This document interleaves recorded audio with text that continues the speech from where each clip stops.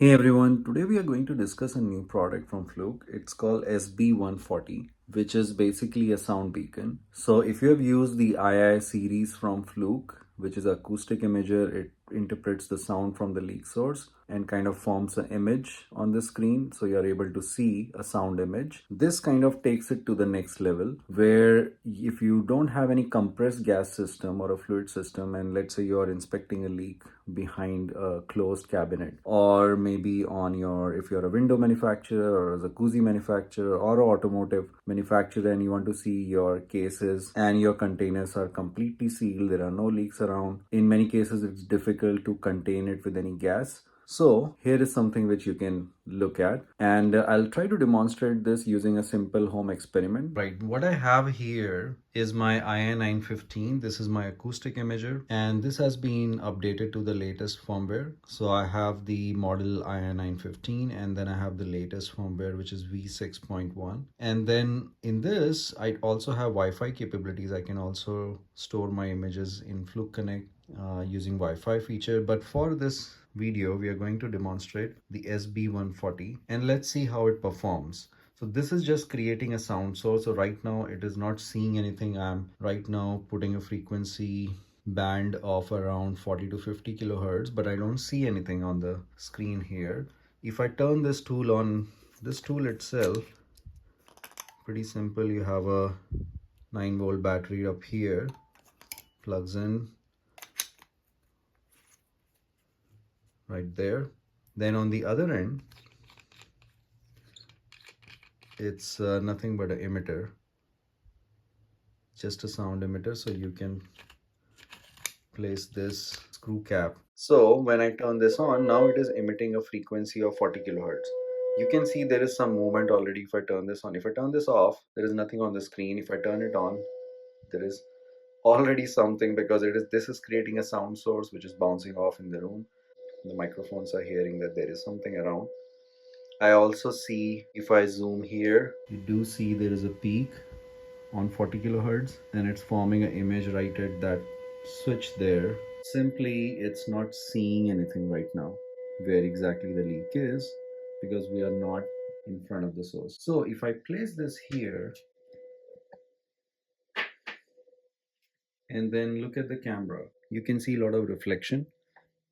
Maybe if I keep it any other direction, maybe keep it like this here, or maybe keep it like this. Now you see the reflections are less, and I can see a steady constant. I can see a 40 kilohertz signal, and I can see that my imager is capturing that 40 kilohertz. Now if I want to place it inside a container, so for this home video, what we have done is I've created this small plastic cubicle. So it's just a small plastic cube, and what I'm going to do is, if I place this and block this sound beacon, you will see that now I'm seeing a lot of bounces, but I'm not able to interpret the frequency correctly. So let's say if this was my container which I'm testing, and I want to see if there are any leak sources on this container, what I'll do is I'll have the sound source here, and I'll place it inside the container, and then I'll lock the container here. So this is not filled with any gas. The only thing I'm seeing is sound. So as I can see there are some reflections. What I'm going to do is I'll put my tool on video capture mode. So I'll put my ii915 on the video capture, and I've already done that before. So I will record a MP4 video, so I can put this on the video later. I can record it through the phone, but through the phone it won't be very clear. So I'm going to record MP4 video on this, and then the audio will be through my phone. So you will be able to see if the beacon is producing any leak. So let's do that. I have the MP4 here. I'm going to press the recording. It's starting the recording. So right now, when I move the camera up here, I see there is a leak right here. And I know that this is not secured. So there are many spots where this can leak from. And it is telling me correctly, there is a big gap over here, which I can see, and the sound is bouncing off from here, and I can see there is a leak. I can also see that there are leak sources on the other side. It's pretty interesting. The second experiment we are going to perform is on this cable right here. So this is just a hose, and I'm going to emit or put the beacon on one end and see what happens to the sound when it travels through this, and do I see it on the other end, or do I see it? This doesn't have a leak, it doesn't have any scratch. This is a brand new pipe here, but I want to inspect what happens to the sound source when it reaches the other end, maybe with the length, if it reduces or if it doesn't reduce, or I still see the same signal. So let's do that. So I'm going to put this on one end right here.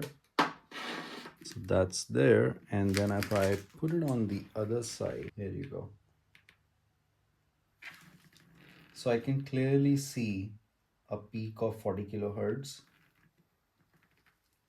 and it's emitting 40 kilohertz from that side, and I can see it here. So if I bend the cable and try to inspect it from the other end, so here I can clearly see there is a 40 kilohertz signal,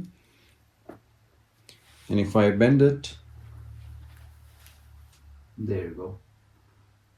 So I can still see 40 kilohertz peak on the other end of the cable, and if there was a leak in between which was significant enough, I can actually capture it